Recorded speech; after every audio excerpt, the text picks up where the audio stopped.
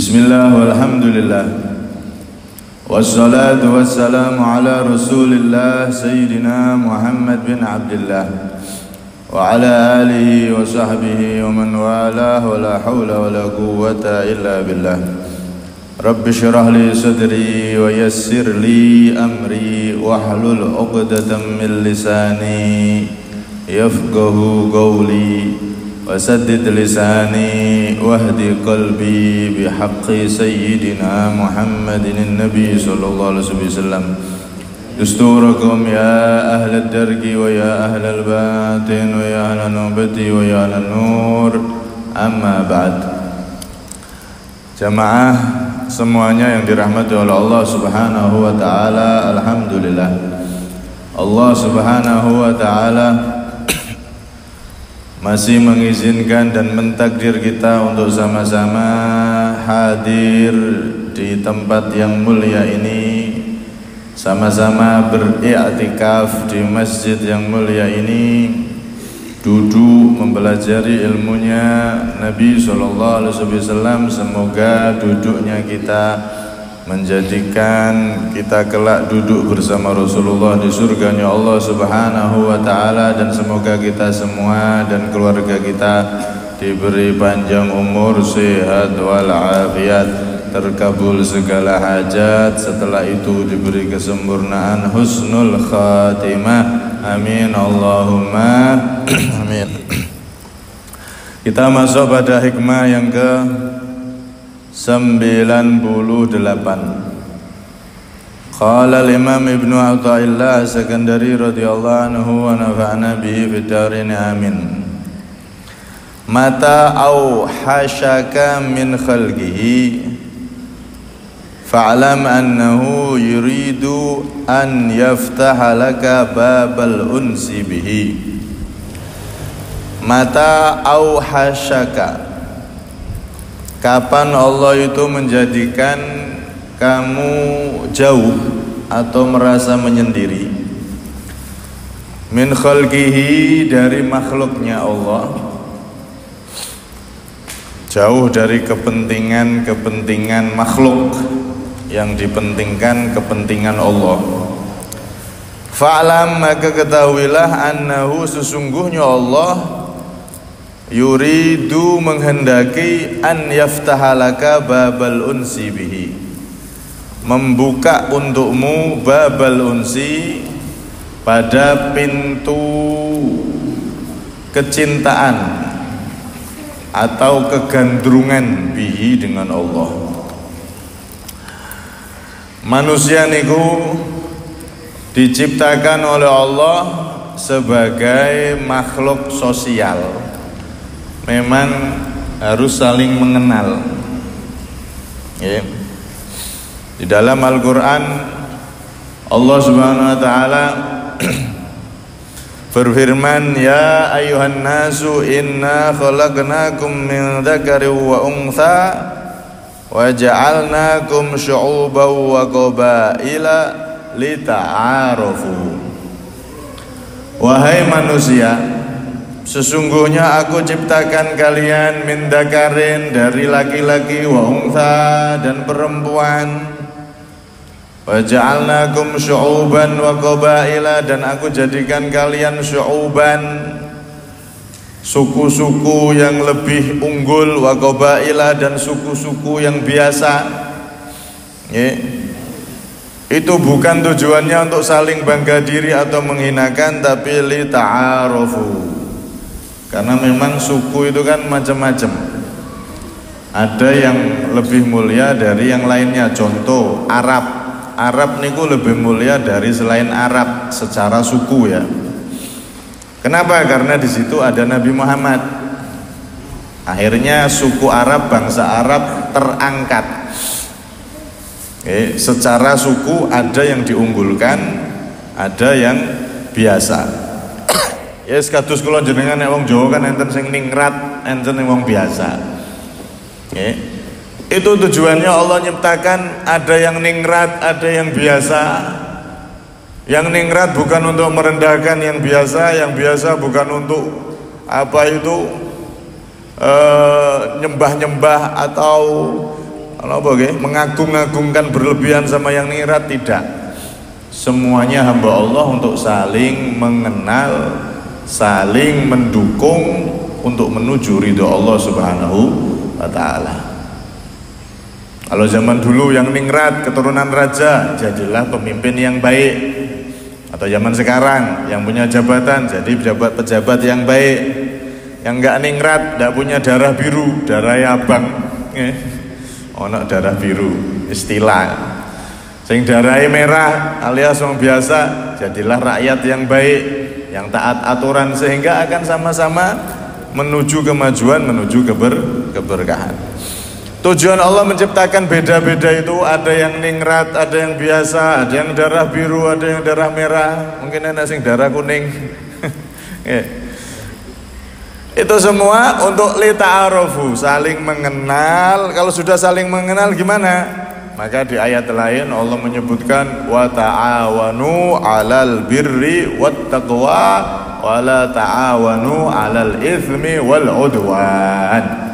Saling bantu-bantulah kalian, saling bahu-membahu, bantu-membantu untuk melaksanakan kebaikan dan ketakwaan.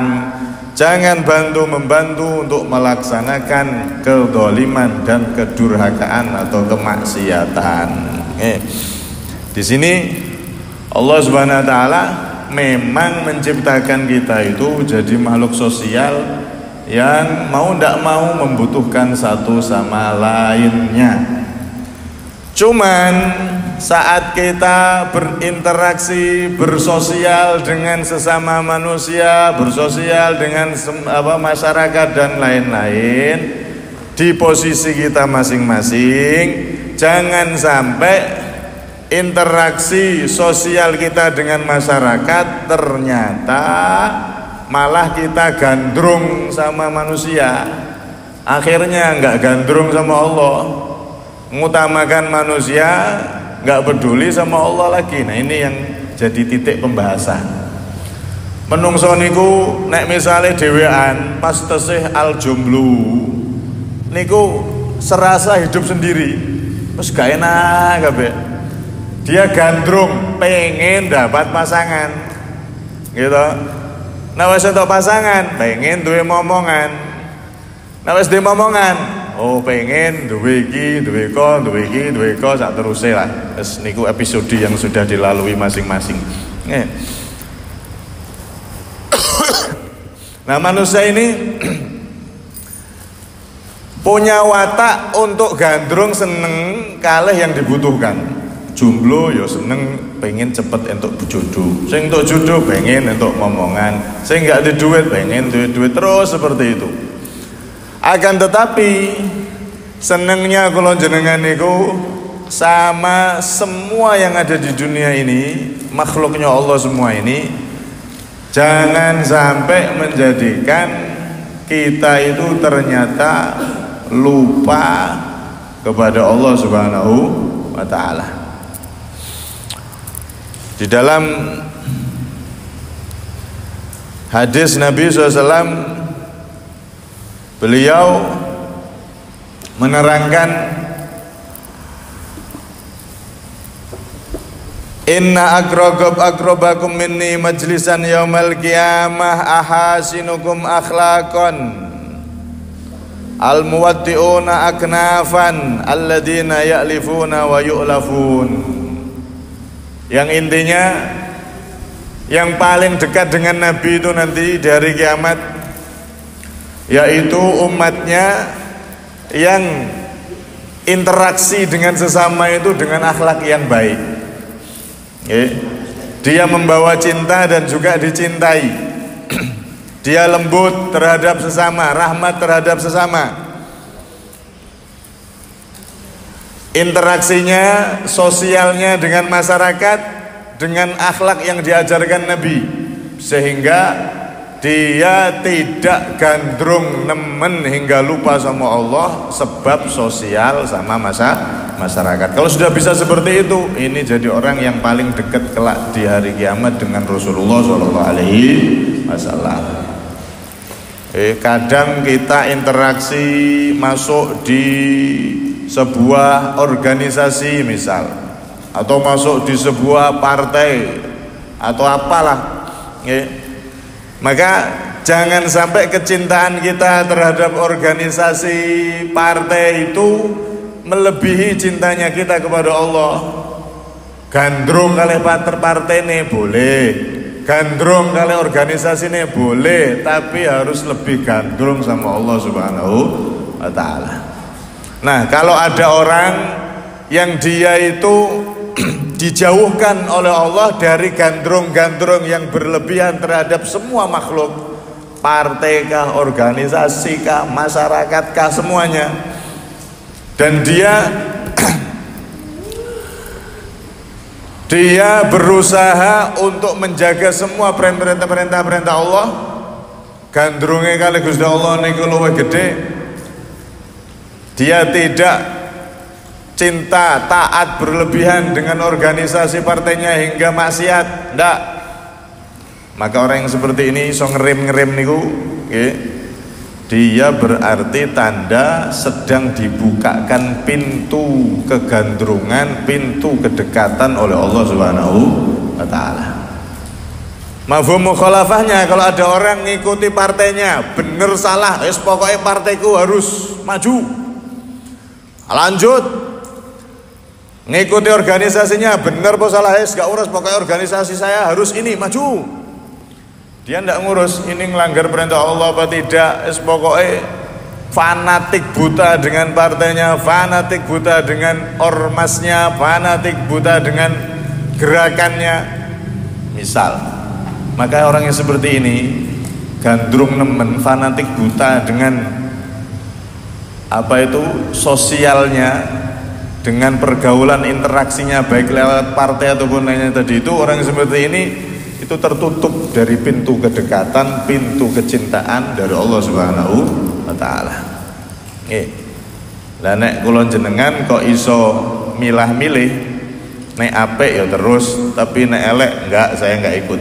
Nah, berarti tanda jenengan sudah dibukakan pintu cintanya Allah, pintu gandrunge Gusti Allah kepada jenengan. Nah, orang-orang dulu itu, orang-orang soleh dulu itu, mereka kalaupun misal kerja, niku kerjane semata-mata untuk melaksanakan perintah Allah. Mereka bisa jadi kerja di pasar dan lain-lain, tapi kerjanya itu untuk cari cinta Allah. Neng toko sambil nunggu langganan teko atau pembeli, dia dikir, dia baca Quran atau baca sholawat lah, inilah diisi ibadah. Itu orang-orang dulu itu begitu, Pak. Bahkan ada ba'duhum itu ketika ke pasar, sebelum buka tokonya itu ditutup dibuka, dia masuk, ditutup dulu, nggak langsung dibuka, dia sholat duha di situ. Sholat duha, baca Quran 1 juz atau berapa, baru dibuka tokonya, bismillah. Itu pun sambil dikira nunggu orang kalau ada pembeli. Subhanallah, kerjanya mereka dihiasi dengan ibadah kepada Allah Subhanahu wa ta'ala. Kalau sudah orang seperti ini, nggak kepaten, nggak kedonyan, nemen-nemen, iling, padahal luru donya tapi iling Gusti Allah. Orang seperti ini tanda apa? Dibukakan pintu unus. Unus itu gandrungi Gusti Allah. Gandrung niku cinta yang berlebih, bukan cinta biasa, cinta yang lebih dari Allah Subhanahu wa ta'ala. Makanya nek gandrung Nabi niku sebetulnya maksudnya cinta yang berlebihan terhadap Nabi. Enggak apa-apa. Nek cinta yang berlebihan terhadap selain Nabi enggak boleh. Jenengan cinta berlebihan sama partai, sama organisasi, sama tetangga, sama anak, sama istri, enggak boleh berlebihan.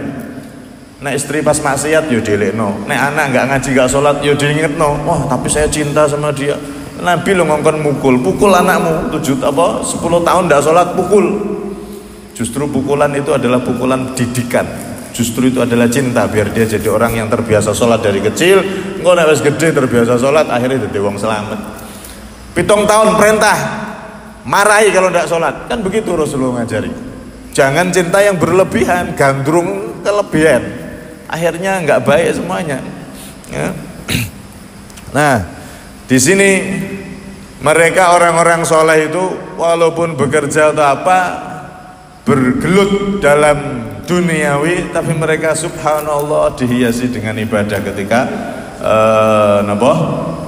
mereka berbisnis, buka toko di pasar dan lain-lain.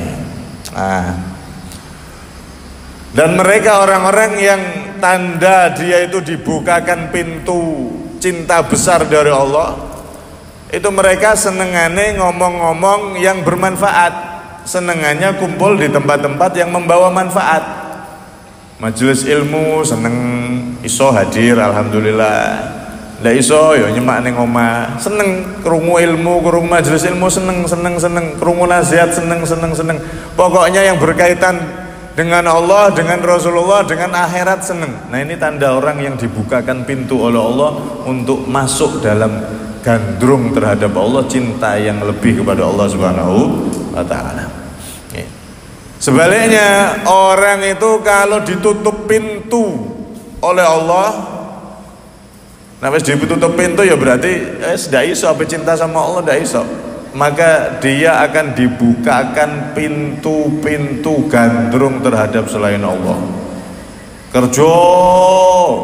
Kerjone keblabasan, ibadah ilang kabeh. Organisasi tadi itu organisasinya keblabasan.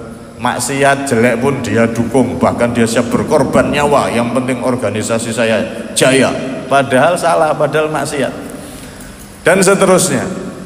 Kalau sudah seperti itu, maka orang yang seperti ini jauh dari cinta Allah dan ditutup pintu cinta dari Allah Subhanahu wa taala.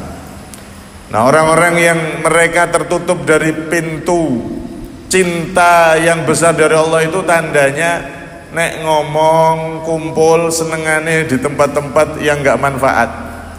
Ngomongnya kumpule wis nek cerita ngalor ngidul, cerita dunya seneng. Krungu ngaji gawatel kuping, aduh ngaji menek budek kupingku krungu adzan, krungu ngaji. Sumpek.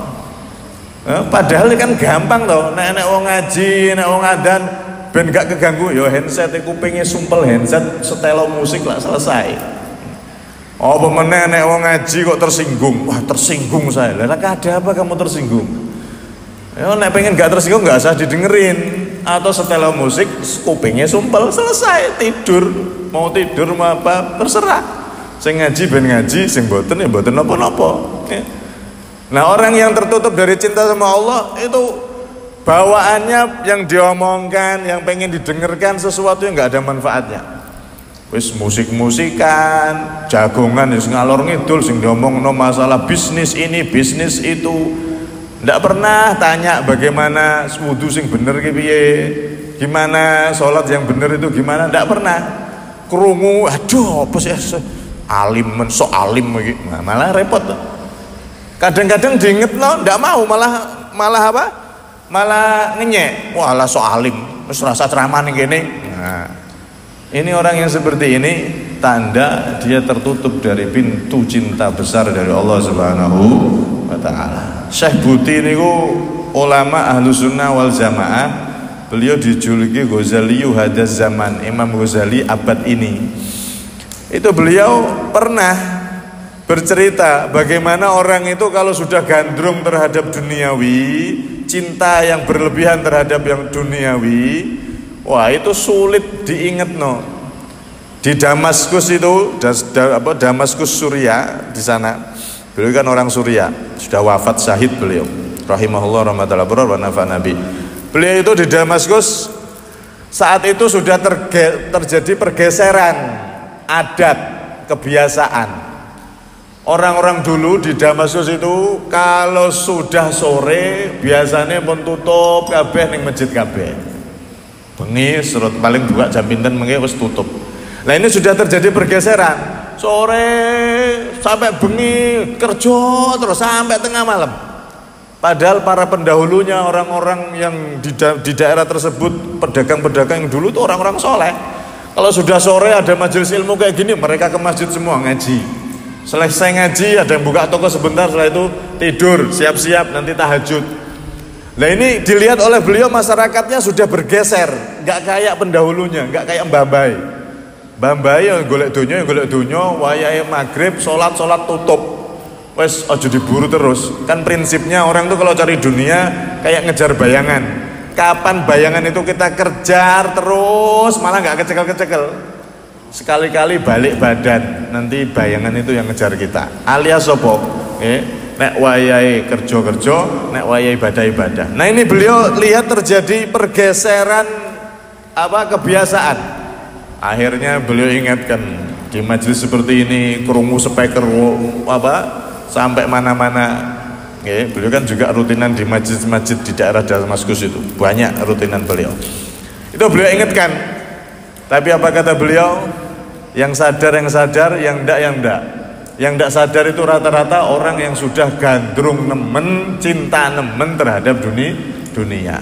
Malah itu tadi, sok alim itu. Al-Buti itu sok alim. Saat itu beliau kan muda, Ustadz Noman gaya. Masane buka toko ki nek ora sampai bengi lah engko piye kreditane, lah engko piye ini piye itu. Akhirnya malah dicemooh beliau. Dan seperti itu biasa, tapi kita tetap ingatkan keluarga kita, teman kita dan lain-lain. Kalau ada yang seperti itu, kalau bisa kita nasihati, tidak apa-apa. Nasihat itu walaupun tidak diterima langsung, itu koyok napa? Kiai kula Kiai Maksum Dahlan Demak niku nanti buat gambaran. Nasihat itu walaupun sekarang nggak diterima, itu koyok lepo ditempel cepat. Akhirnya lepone niku lepas, ambrol. Wes ndak ada yang nempel sama sekali. Cepat ambrol. Dan gak ahli. Nah sing ahli ya cepok nempel. Nah sing nukang-nukangan ora ahli tukang. Kok cah pondok kadang-kadang gaya, nek tukang, "Wes Pak, saya aja." Nah, cepok ambrol kabeh. Nggak ada yang nempel sama sekali, tapi pasti basah. Basah-basahnya airnya pasti nempel. Bekasnya pasti ada, walaupun tidak ada yang nempel sama sekali, ambrol, tapi tetap teles-telesnya mesti ono, sidik-sidik mesti nempel. Nah itulah gambaran nasihat. Orang itu memang kalau sudah gandrung duniawi, sudah mabuk dengan dunia, wah ini ku wangel memang, disadarno iku wangel. Nek mabuk arak gampang, gebyur kopi, gitu, gebyur banyu sadar ya. Tapi nek mabuk dunia, itu memang sulit. Wes dianggap, tidak bisa. Orang hidup ya harus gini, harus fulus, bil fulus, kulusain mulus, gitu. Dengan duit semuanya jadi mulus, nek ganti duit, walah, getebus, hilang apa, bubar. Orang yang mabuk dunia itu memang sulit, tapi tetap, ya, kalau ada kerabat atau kok tidak sholat, ya diingetno dengan baik ya, tapi dengan akhlak. Atau dengan mencontohkan tiap hari jenengan istiqomah sholat ke masjid, nanti tetangganya atau saudaranya yang nggak sholat lama-lama akan tersentuh. Lebih-lebih para pemuda, santri, kalau pulang ke rumah udah nasihati dengan perilaku, sholat istiqomah, jamaah istiqomah. Nanti ayah ibunya mungkin belum sholat, lama-lama malu, akhirnya lama-lama jadi sholat. Dan itu terbukti. Santri kula niku enten. Ibunya, pamannya yang curhat, alhamdulillah saya lihat anak saya, keponakan saya mondok, sekarang kalau di rumah mereka sholat, saya jadi malu, udah tua segini tidak pernah sholat. Akhirnya sekarang sholat, goro-goro ngerti santri yang kalau di rumah dia sholat, dia istiqomah. Nah seperti itulah nasihat, bisa dengan nasihat ucapan, bisa pula dengan perilaku. Keistiqomahan yang kita lakukan itu juga jadi nasihat bagi yang melihatnya. Kalau nasihat ucapan niku didengar telinga, tapi kalau nasihat perilaku niku dilihat oleh mata dan langsung masuk ke hati, dan itu bahkan lebih top chair, lebih cepat masuk ke dalam hati. Nah ini orang-orang yang mereka cinta berlebihan terhadap dunia sehingga mereka melupakan perintah-perintah Allah. Maka orang yang seperti itu tertutup dari cintanya Allah Subhanahu wa ta'ala. Nah kalau kita dijadikan orang yang bisa mengontrol diri, saatnya bermasyarakat, tapi saatnya kita ibadah dan kita tidak asal-asal ikut saja. Kita saring nek apik ya melu, nek elek moh enggak melu. Maka kalau sudah begitu berarti tanda kita jadikan orang yang dibukakan pintu al-unsu billah, yaitu kecintaan yang mendalam yang besar, dibukakan pintunya oleh Allah Subhanahu wa taala. Nah, semua itu terangkum dalam sabdanya Nabi sallallahu alaihi wasallam yang sudah sering dipopulerkan oleh para ulama. Intinya tuh niki, ad-dunya mal'unah. Dunia ini seisinya aslinya niku dilaknat sama Allah, dibenci oleh Allah. Mal'unun ma fiha, dan semua isinya dibenci sama Allah, dilaknat. Illa dzikrullah, kecuali dzikir sama Allah, kecuali dunia yang kita pakai untuk ibadah sama Allah, itu baru enggak dilaknat. Wa ma wala, dan segala sesuatu yang ada di dunia ini yang kita pakai sarana untuk berzikir sama Allah, untuk ingat sama Allah, untuk ingat akhirat, untuk ingat ibadah, nah itu enggak dilaknat.